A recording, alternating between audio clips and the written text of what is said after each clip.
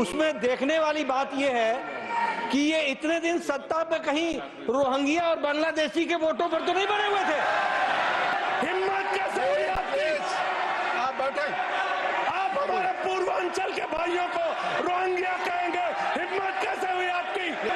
राम सिंह बसंत विहार में रहते हैं, उनका वोट कटवाया गया। आम आदमी पार्टी के राज्यसभा सांसद संजय सिंह का गुस्सा राज्यसभा में बीजेपी और बीजेपी अध्यक्ष जेपी नड्डा पर फूट पड़ा जब जेपी नड्डा ने आरोप लगाते हुए कहा कि इतने दिनों से आपकी सत्ता रोहिंग्या और बांग्लादेशियों की वजह से ही तो नहीं है। इन दिनों आम आदमी पार्टी लगातार भारतीय जनता पार्टी पर दिल्ली में वोट कटवाने का आरोप लगा रही है। आपके मुखिया अरविंद केजरीवाल और अन्य पार्टी के नेता भी लगातार इस मुद्दे को उठा रहे हैं कि कई विधानसभा क्षेत्रों में वोटर लिस्ट से लोगों के नाम हटाए जा रहे हैं। अब इस मामले ने राज्यसभा में भी तूल पकड़ लिया, जहां आपके राज्यसभा सांसद संजय सिंह और बीजेपी अध्यक्ष जेपी नड्डा के बीच तीखी बहस हो गई। एक तरफ जेपी नड्डा ने कहा कि आप इतने दिनों तक रोहिंग्या और बांग्लादेशियों के वोटों पर ही तो नहीं सत्ता में बनी है। इस पर संजय सिंह ने पलटवार करते हुए कहा कि उत्तर प्रदेश और बिहार के भाइयों को रोहिंग्या और बांग्लादेशी कहकर अपमानित कर रहे हैं। वोटर्स लिस्ट के बारे में जो चर्चा कर रहे हैं कि उसको कटवाने का प्रोविजन भी संविधान के अंतर्गत ही है और उसमें देखने वाली बात यह है कि ये इतने दिन सत्ता पे कहीं रोहिंग्या और बांग्लादेशी के वोटों पर तो नहीं बने हुए थे। हमारे उत्तर प्रदेश के भाई, हमारे पूर्वांचल के भाई, हमारे यूपी बिहार के भाई जो 40-40 साल से दिल्ली में रह रहे हैं, अपने श्रम अपने खून पसीने से दिल्ली को बना रहे हैं, आप उनको रोहिंग्या करें। आप उनको रोहिंग्या करें। हिम्मत कैसे हुई आपकी? हिम्मत कैसे हुई आपकी? आप बैठे।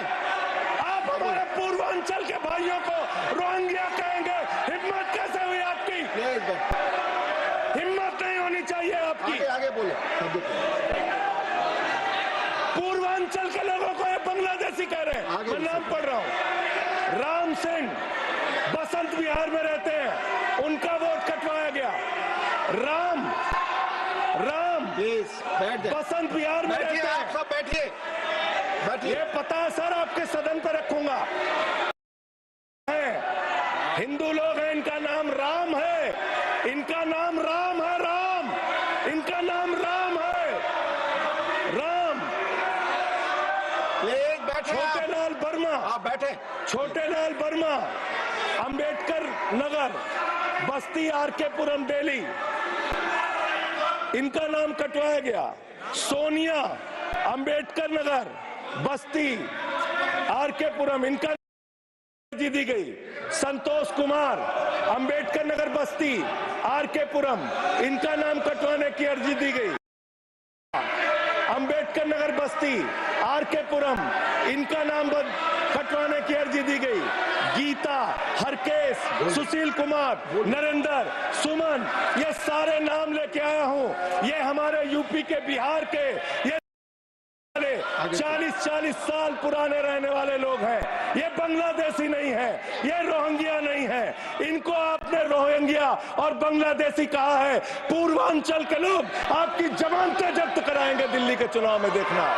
आपको बता दें कि आम आदमी पार्टी ने इस मामले में चुनाव आयोग से भी शिकायत की है और बताया जा रहा है कि 3000 पन्नों के सबूत पेश किए हैं। आपके राष्ट्रीय संयोजक और दिल्ली के पूर्व मुख्यमंत्री अरविंद केजरीवाल ने कहा है कि बीजेपी दिल्ली में लोगों के वोट कटवाकर एक भारतीय नागरिक के रूप में मिले उनके अधिकारों को छीन रही है।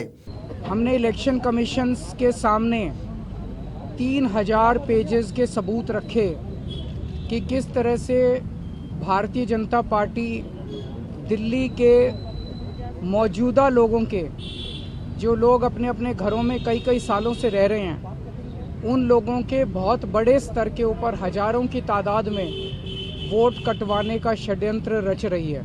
इस मामले में आपने बीजेपी पर वोट कटवाकर दिल्ली का चुनाव जीतने का षड्यंत्र रचने का आरोप लगाया है। आपने चुनाव आयोग से मांग की है कि जिन जिन लोगों ने इस किस्म के आवेदन किए हैं उनके खिलाफ प्राथमिकी दर्ज की जाए। हमारी मांग थी कि ये मास डिलीशन बंद किया जाए। अभी समरी रिवीजन चुनाव आयोग ने किया है, मास डिलीशन बंद किया जाए। और जिन जिन लोगों ने इस किस्म के आवेदन किए हैं उनके खिलाफ एफआईआर दर्ज की जाए। श्रेष्ठ भारत पर खबरों से जुड़े रहने के लिए चैनल को सब्सक्राइब और लाइक करें, बेल आइकन दबाएं और देखते रहें श्रेष्ठ भारत।